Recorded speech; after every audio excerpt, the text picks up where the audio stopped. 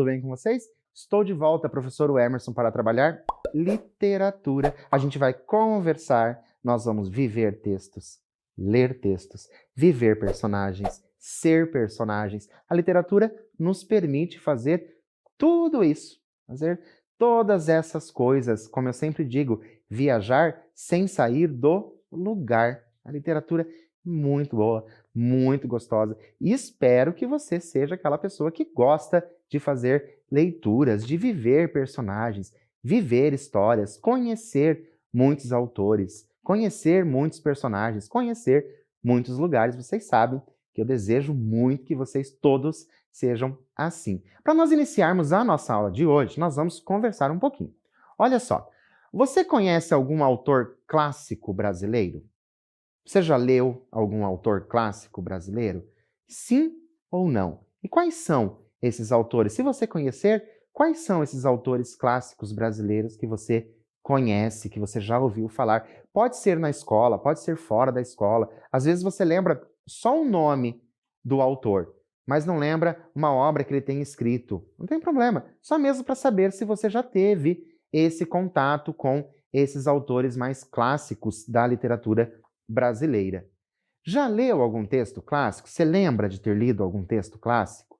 O que você achou quando você fez a leitura desse texto clássico? E quando eu falo leitura do texto, falo mais para a gente sair um pouquinho daquela leitura que a gente faz na escola. Sabe ali que você só faz a leitura porque o professor pediu para você ler? Não, você já leu. Em outros momentos ali, aquela leitura para você se divertir mesmo. Você pegou, era um texto clássico para você ler. E o que você achou dessa leitura clássica? Achou fácil? Achou difícil? Achou legal? Achou chata? O que você pensa a esse respeito? Já vão construindo aí na mente de vocês essas ideias, porque é disso que nós vamos tratar hoje, de uma leitura um pouco mais clássica. Olha só o que eu trouxe para vocês. Leitura dos clássicos literários. Ana Maria Machado, a Ana Maria Machado a gente sabe que ela é escritora também. Em Como e Por que Ler os Clássicos Universais Desde Cedo, que é um livro lá de 2002, defende que o contato com o texto literário, em especial os clássicos, deve acontecer desde cedo, ou seja, desde muito jovem. Deve acontecer esse contato com o texto literário clássico. A minha pergunta para vocês: por qual ou quais motivos a leitura dos clássicos desde cedo é importante? A nossa autora, a Ana Maria, ela já disse que é importante. A minha pergunta é: por qual motivo você acha que é importante? Vou dar um tempinho para você e eu já volto.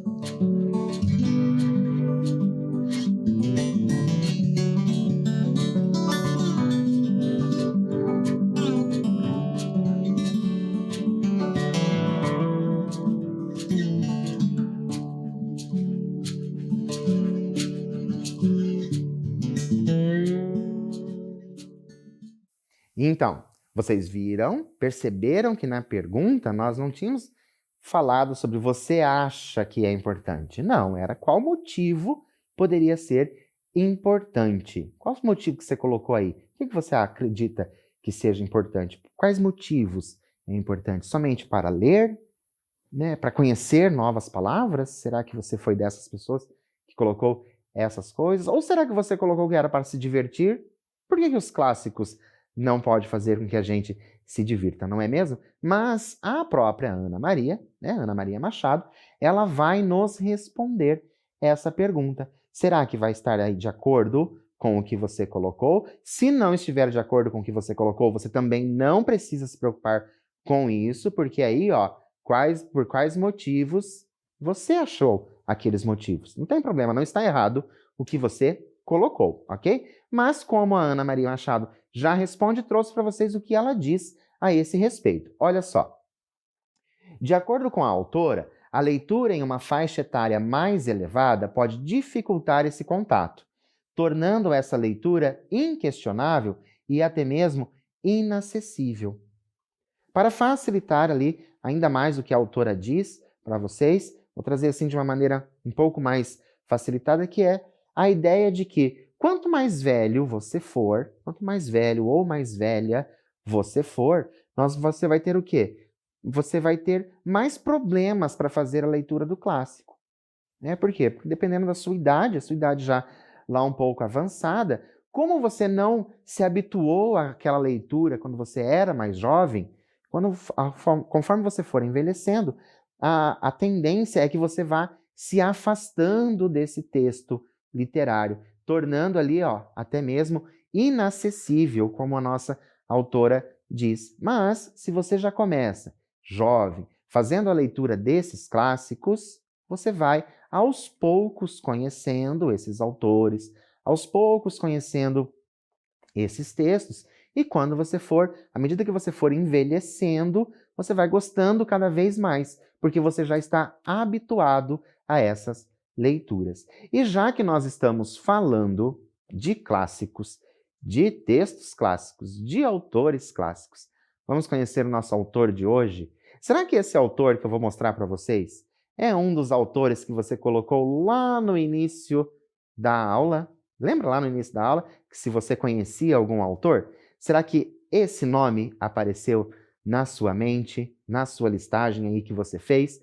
Olha só, nós vamos falar de Machado de Assis. Machado de Assis, do ano de 1839 até o ano de 1908. Eu posso estar muito enganado. Isso pode acontecer, com certeza.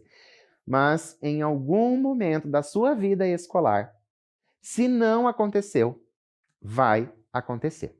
Você com certeza vai ouvir falar desse autor chamado Machado de Assis.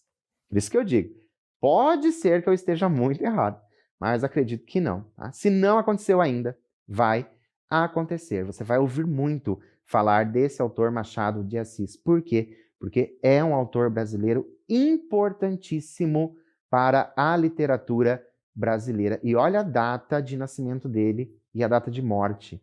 Né? Então, de 1839, 1908. Olha quanto tempo faz já que esse autor nos deixou, mas ele nos deixou sim, mas também nos presenteou com as suas obras. As obras do Machado de Assis são obras muito boas, são obras literárias sensacionais para serem lidas a qualquer momento. Então, olha só, o nome dele, Joaquim Maria Machado de Assis, conhecido, claro, como Machado de Assis.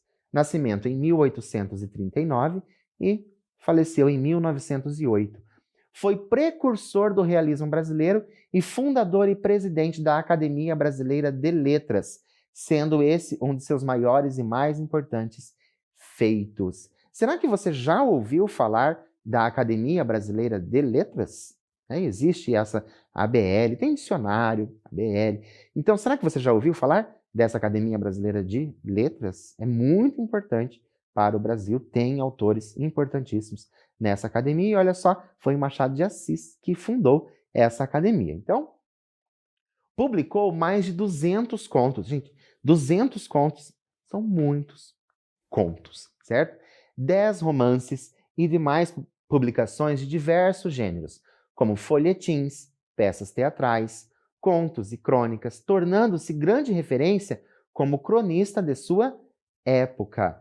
A crônica, né, muito próxima ali do conto, a crônica e o conto são muito próximos, e o nosso autor ele não escrevia somente romances, né? Ele não escrevia somente crônica, ele escrevia de tudo, para vocês terem uma ideia da grandeza desse autor.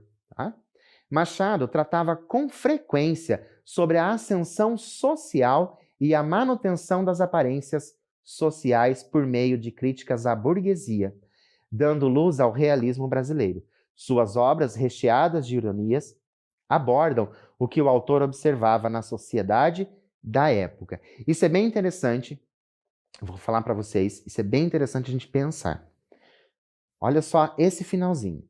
Sociedade da época. Estão lembrados? Quando que faleceu o nosso Machado de Assis? Em 1908. Então, quando eu pensar na leitura do Machado de Assis, eu vou ter que pensar o quê? Vou ter que pensar que eu vou fazer uma leitura ali no final do século XIX, início do século XX.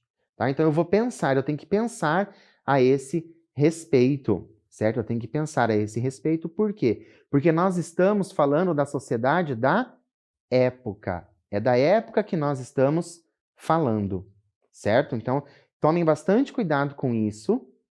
Tomem bastante cuidado com isso para a gente não confundir, porque às vezes a gente faz a leitura, né? E com os olhos de hoje, eu vou ver, óbvio, aquela obra de uma outra maneira. Mas ele retratava, sim, a sociedade lá da época. Então, quando eu fizer a leitura, eu vou pensar nesse texto lá, escrito lá até o ano de 1908, que foi a data da morte dele. Então, pensem sobre isso quando vocês forem fazer a leitura desses textos que são mais clássicos, desses textos que são mais antigos. É muito interessante que vocês pensem a respeito do contexto de produção, em que momento aquilo foi produzido. Né? A gente sabe que não foi produzido agora, e se eu olhar com o meu olhar de hoje, pode ser que sim, que eu veja de uma forma diferente. Tá? Então é bem importante a gente pensar sobre isso, e principalmente porque ele faz críticas à sociedade, então é bem interessante você pensar a esse respeito de quando são os textos. Trouxe algumas obras dele, são inúmeras obras que o Machado de Assis possui, mas eu trouxe algumas para vocês olharem. Olha só, uma obra chamada Helena, outra obra chamada Dom Casmurro e uma obra também chamada O Alienista. O Alienista eu sei, inclusive, que tem também em quadrinhos. Tá? Tem o texto lá, O Alienista em quadrinhos. Essa obra do meio, Dom Casmurro, é uma obra muito conhecida do Machado de Assis. Muito conhecida mesmo. Tem inúmeras críticas, né? Críticas que eu digo no sentido de boas críticas a respeito dessa obra do Dom Casmurro, porque trata ali da sociedade da época, lembrando, né? E traz também uma das grandes perguntas dessa obra, assim, que ela diz discussões, existem discussões inúmeras a respeito dessa obra, justamente para saber se a personagem da obra traiu ou não o outro personagem. Existe aí essa grande discussão. Tanto que depois, se vocês forem pesquisar a respeito dessa obra Dom Casmurro, vocês vão ver que uma das coisas que aparece é se existe ou não essa traição. Indico para vocês essas 3 obras que estão ali, eu indico para vocês, são obras muito boas. Mas a de hoje, esses daqui são romances. A de hoje, a gente não vai ler um desses romances. Nós vamos fazer a leitura de um outro texto, chamado Um Apólogo. E aí eu coloquei a data para vocês. O ano de 1885 que ele foi escrito, certo? Vamos lembrar, pensar no contexto de produção, a época que foi escrito o texto. Trouxe para vocês um apólogo. Vou pedir para que vocês vejam aí o que eu tenho nessa capa. Olha só, o que a capa me traz, né? O que ela pode me dizer. Por quê? Porque antes de nós conversarmos, eu vou perguntar para vocês, o que você entende pelo termo apólogo? O que você entende por esse termo? Suponhamos que eu estou na sua frente, aí, junto com você, e eu peço para você, me explique o que é apólogo. Como que você vai responder isso? Vou dar um tempinho para você e eu já volto.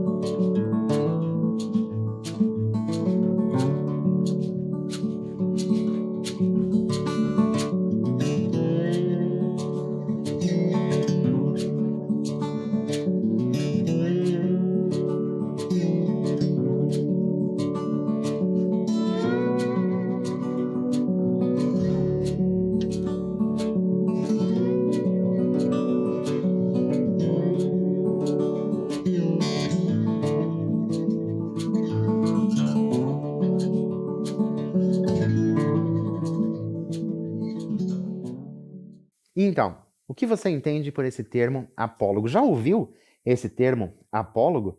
Você conhece esse termo ou você pesquisou sobre esse termo? Para a gente já ir se acostumando, já que o nosso título é um apólogo, a gente precisa entender o que significa um apólogo. Então, trouxe para vocês, olha só, lá do Dicionário Online de Português, então esse é lá da internet mesmo, Dicionário Online de Português. Significado de apólogo. Então, pesquisei lá apólogo, veio substantivo masculino, narrativa que, geralmente em prosa ou verso, traz consigo uma lição moral, sendo os personagens seres inanimados, animais ou objetos que dialogam como humanos. Olha só, então a gente já sabe que nós vamos cair ali numa história de fantasia, certo? Por isso, agora, mais uma coisa. A partir do título, um apólogo, a gente já sabe o que significa um apólogo, certo? E a capa da obra. Então, agora eu vou ver lá o apólogo, o que o apólogo quer dizer, eu já sei seres inanimados e assim por diante. E agora eu tenho essa capa da obra. Quais hipóteses a gente pode levantar a respeito da narrativa? Como assim? O que será que vai ser contado nessa história? Lembram? Seres inanimados que conversam, que falam como se fossem humanos. Quais seriam esses seres? Será que a gente consegue descobrir só pela capa? Vou dar um tempinho para você analisar e eu já volto.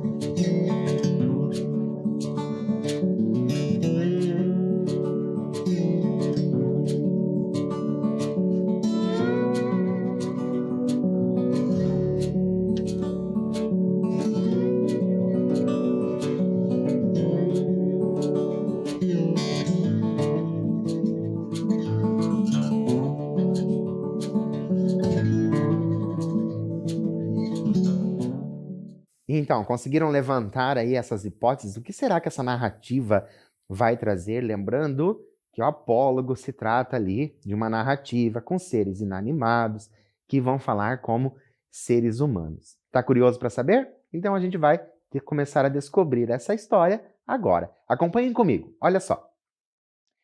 Era uma vez uma agulha que disse a um novelo de linha: "Por que está você com esse ar toda cheia de si, toda enrolada, para fingir que vale alguma coisa neste mundo? Deixe-me, senhora." "Que a deixe? Que a deixe por quê? Porque lhe digo que está com um ar insuportável? Repito que sim, e falarei sempre que me der na cabeça." "Que cabeça, senhora?" Agora a gente vai pensar. Já lemos o início, já lemos ali o início do conto e agora a gente vai pensar um pouquinho. Por qual motivo o novelo de linha questiona a agulha? Que cabeça? Lembram? Fala da cabeça? Qual cabeça? Que cabeça? Por que será que ele questiona? Vou dar um tempinho para você já ir pensando nessa história, se envolvendo nessa história, e eu já volto para a gente continuar.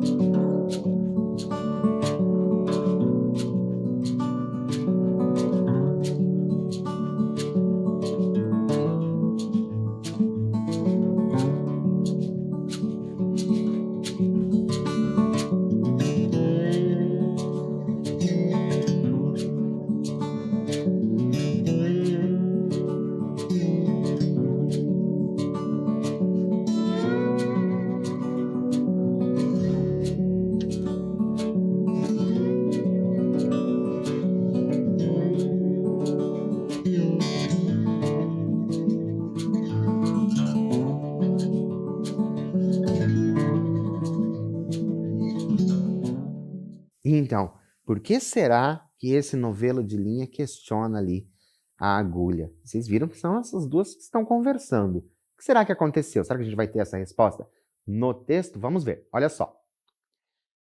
A senhora não é alfinete, é agulha. A agulha não tem cabeça.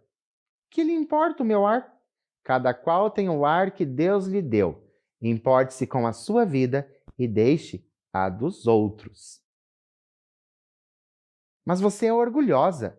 De certo que sou. Mas por quê? É boa, porque coso.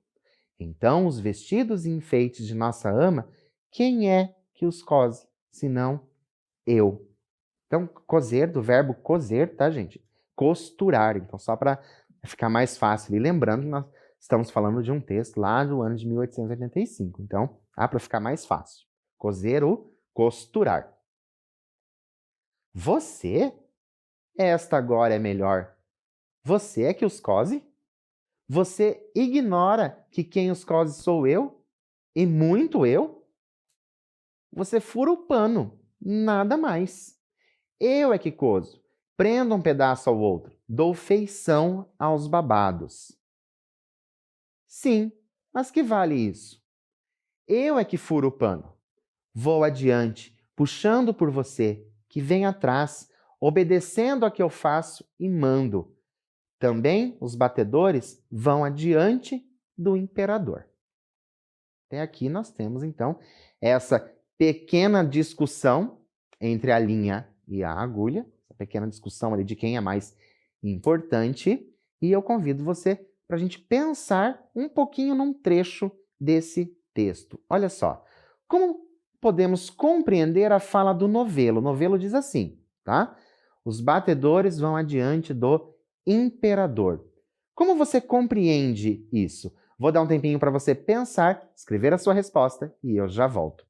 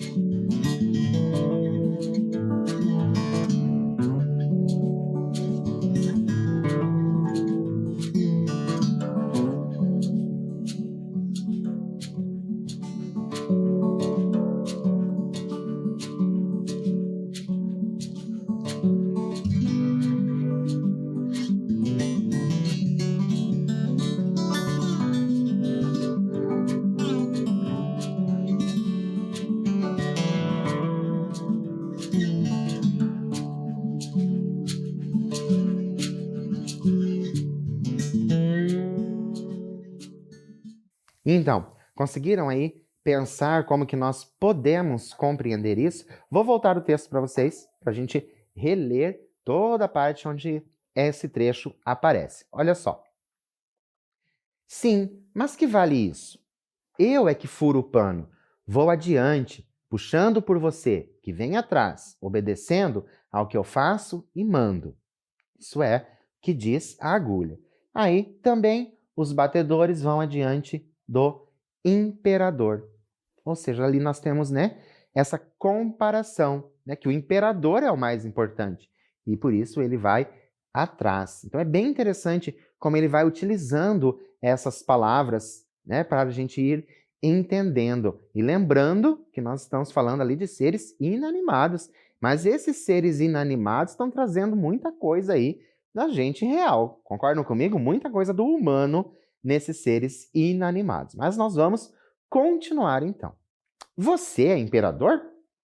Não digo isso, mas a verdade é que você faz um papel subalterno, indo adiante, vai só mostrando o caminho, vai fazendo o trabalho obscuro e ínfimo.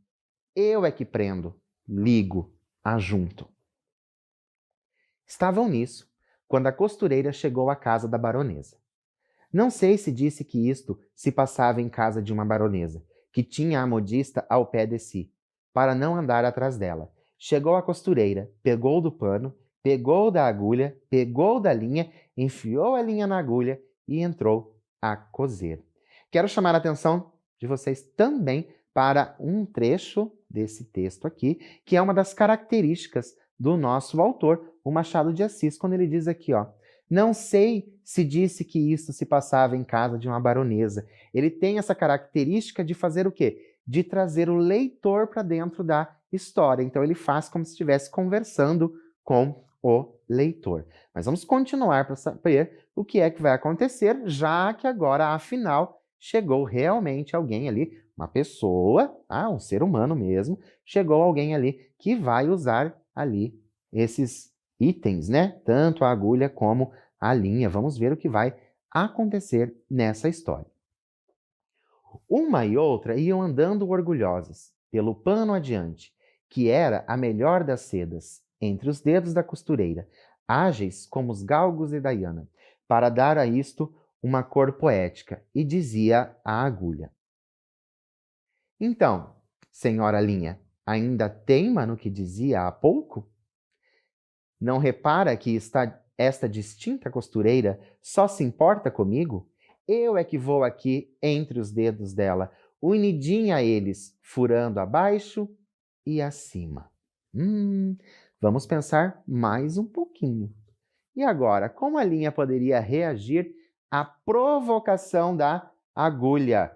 Porque a agulha provocou a linha, dizendo que ela é a mais importante, né? A agulha é a mais importante. Como essa, né, linha poderia responder a esta provocação? Vou dar um tempinho para você se antecipar aí e eu já volto.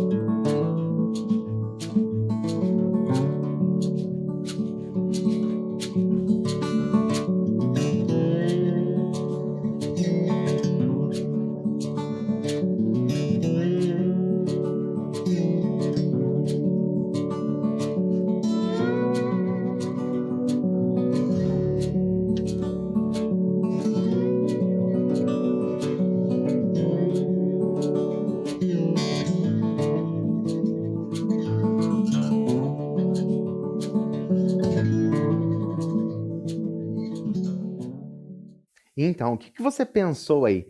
Se você estivesse participando ali dessa discussão, certo? Se você fosse ali a pessoa, se você fosse a linha, digamos assim, vamos tentar viver esse personagem. Professor, mas viver um personagem aí tão inanimado é mais difícil. Não, é difícil, mas a gente consegue.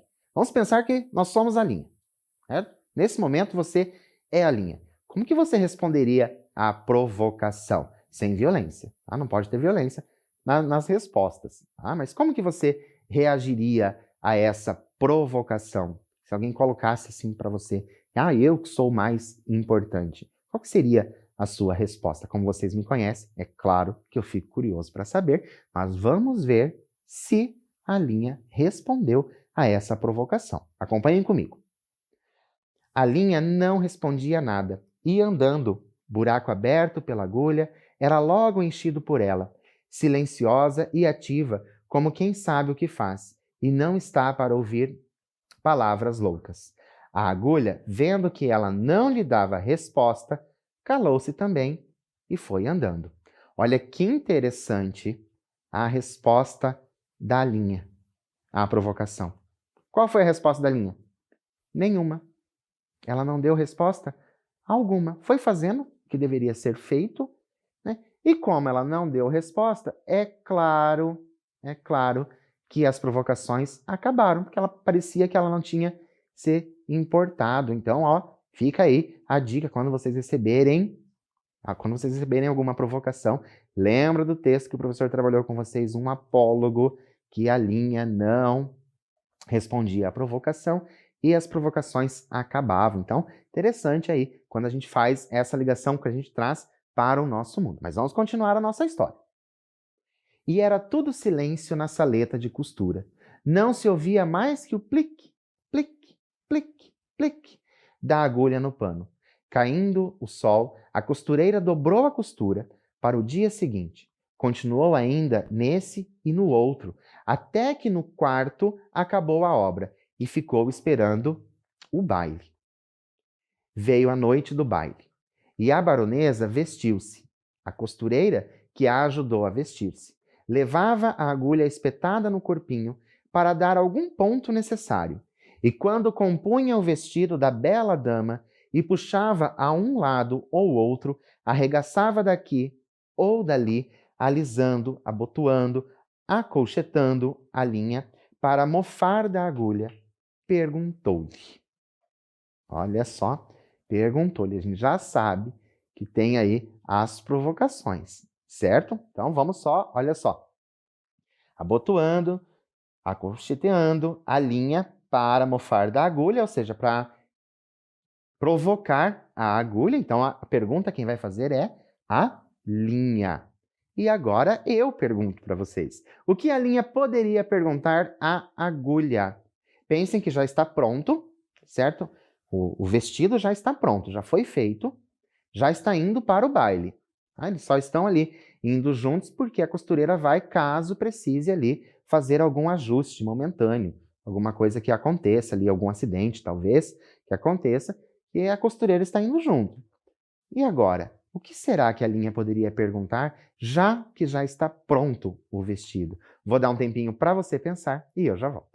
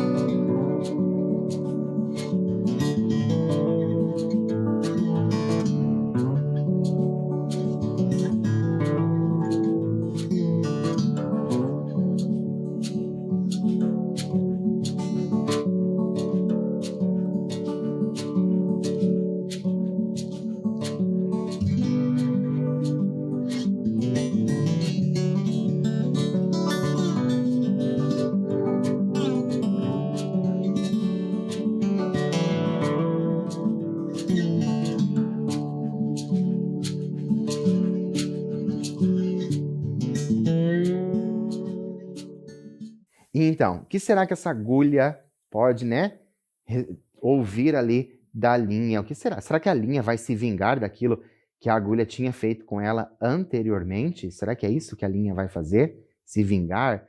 Provocar a agulha? Se fosse você, o que você faria? Você provocaria alguma coisa? Você explicaria? Como será que você pensou sobre isso? Gosto de saber como vocês pensam sobre isso, como que vocês vão construindo esse texto. Então, vamos ver como vai acontecer aí, né, essa linha, o que que ela vai perguntar e como a agulha vai receber isso que ela vai perguntar. Olha só. Ora, agora, diga-me quem é que vai ao baile no corpo da baronesa, fazendo parte do vestido e da elegância? Quem é que vai dançar com ministros e diplomatas enquanto você volta para a caixinha da costureira antes de ir para o balaio das mucamas? Vamos, diga lá. Parece que a agulha não disse nada, mas um alfinete de cabeça grande e não menor experiência murmurou a pobre agulha. Anda, aprende, tola. Cansas-te em abrir caminho para ela, e ela é que vai gozar da vida, enquanto aí ficas na caixinha de costura. Faze como eu, que não abro caminho para ninguém. Onde me espeto, fico. Contei essa história a um professor de melancolia que me disse, abanando a cabeça: também eu tenho servido de agulha a muita linha ordinária.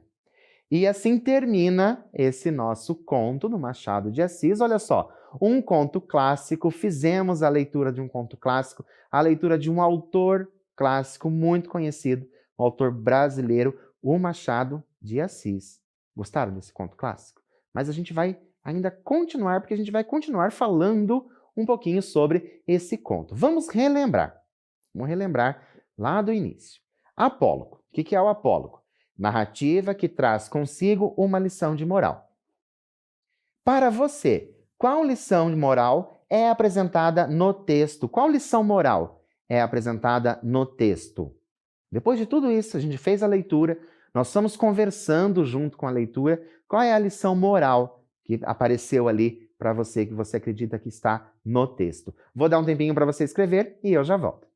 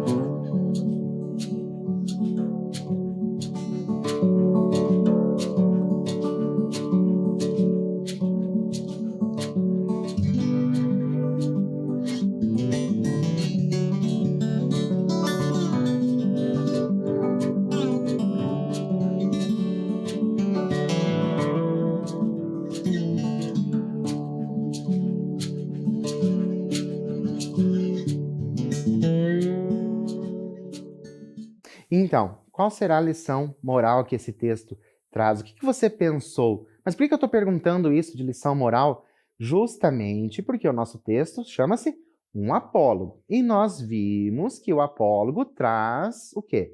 Uma lição moral. Será que você conseguiu perceber alguma lição moral? Principalmente lá, né? Bem no finalzinho do texto. Será que você conseguiu ali pensar a respeito disso? Né? De estar trabalhando ali, como diz, para muita, né, agulha, né, muita linha. Será que você pensou sobre isso? Porque isso ali traz a lição moral. Então, você gostou desse conto? Foi assim que você pensou que ele poderia ser? Lembra quando nós, lá no início, fizemos ali a leitura da capa, vimos o que trazia a capa, nós vimos a imagem da capa e quais elementos aquela imagem apresentava. Foi assim que você imaginou isso? O que você achou de ler ou reler, certo? Um texto de um autor como Machado de Assis. Gostou de fazer a leitura do Machado de Assis? Gostaram? Ficaram curiosos para conhecer outras obras do Machado de Assis? Lembram que lá no início eu trouxe ali 3 obras para vocês, Helena, Dom Casmurro e depois o Alienista? Ficaram curiosos em conhecer? E vocês perceberam que não tem nada demais o autor clássico? Né? Quando a gente diz, vou ler um autor clássico, não precisam ter medo, o texto não precisa ser chato. Viram que esse texto é um texto bem tranquilo, é um texto bem suave, a gente consegue compreender. Então é bom a gente, assim, tirar da mente, às vezes, que autor clássico vai ser aquele autor chato, com textos chatos. É bom a gente já ir construindo e lembrando aquilo que nós conversamos lá no início. Nós conversamos lá no início sobre o porquê ler clássicos desde mais jovens. Então, para a gente ir mesmo se acostumando. Mas a gente ainda não terminou, porque a gente vai pensar um pouquinho. Qual outro gênero textual apresenta seres não humanos para transmitir uma moral? Olha só, na vida escolar de vocês, com certeza vocês já passaram por esse gênero textual, por esse outro gênero textual. Vou dar um tempinho para você pensar, se for o caso, pesquisar, e eu já volto para a gente continuar.